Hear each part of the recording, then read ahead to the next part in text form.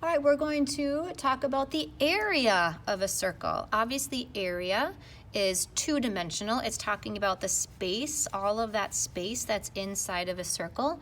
Usually, everything that we've done up until now are polygons, which means that all of the edges have been like straight sides. But with the circle, you'll notice that our sides, well, they're not really sides at all, but they're circular in length, and that's where pi comes in. Pi comes in whenever we have like curved edges that we have to deal with. So the formula for the area is pi r squared. So area equals pi times the radius squared. You have to know the radius. We're going to square it. This 2 in the exponent tells me that we're dealing with a two-dimensional object. We're dealing with area. And this is just kind of a fun little way. Pi are squared, but they are round, because we're squaring. Let's go over the example, which is done for you, but we'll go over it. Find the area of the circle if the radius is 8. So in this case, we already know the radius. Yoo-hoo! We're going to write down our formula first. A equals pi r squared. We're going to fill in what we know. A equals pi times 8 squared. Because of order of operations, we have to do the exponent first. 8 squared is 64. So here is your exact answer. Your exact answer is 64 pi, and then your units centimeters squared. So this is exact. Your answer in terms of pi. Because pi is in here, it has all of the digits of pi in it. That's why it's the exact answer.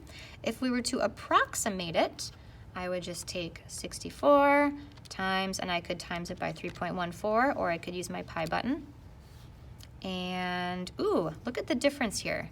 I multiplied by 3.14, and I got 200.96. When we use, and that is different, so 200.96. That's very different than 201. Let's see if we could do 64 pi. Oh, there we go, 201.06. So notice the difference when I use 3.14 as pi and when I use all of the digits of pi. So there is a difference. So sometimes when you are doing area problems, your answer might be slightly different than like the book answer, and it depends on what you used to round for pi. But this would be the approximate answer, rounded to the nearest hundredth. Again, this two little squiggle signs means we are approximating, we are rounding. Let's go ahead and do example 2. We're going to work backwards now. The area of the circle is 50 pi centimeters squared. We have to work backwards to find the radius. So if I were thinking about this, here's my circle. I know that the area is 50 pi. What is the radius? I don't know. So I'm going to start by writing my formula. I'm going to fill in what I know. 50 pi is the area. I don't know the radius. I'm going to start by trying to solve for r. So the first thing I'm going to do is divide by pi. And I get r squared equals 50. I just flip-flopped those because I like my r on the left side. I'm looking for a number times itself that will equal 50. I'm not dividing by 2 because the inverse of an exponent is technically the square root of it. The square root of r squared is r. The square root of 50. We haven't done a lot of this yet, but I'm going to show you it because you will see it in the future. I'm looking for a perfect square that I can factor out of 50, and that's 25, and that gives me a leftover of 2, because 25 times 2 equals 50. Square root of 25 is 5. Square root of 2 is just 2. I can't really do anything else with that.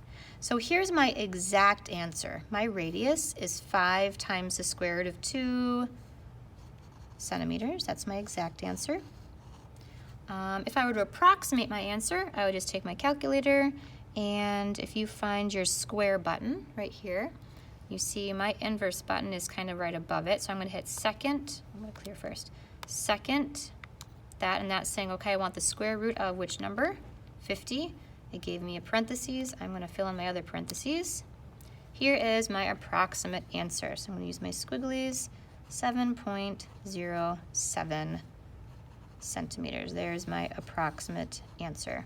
So my circle has a radius of approximately 7.07 centimeters. If you were to be dealing with the diameter, like if the circle were to give you the diameter and not the radius, in order to use this formula, you would have to divide the diameter by 2 to find the radius. You have to be using the radius, not the diameter.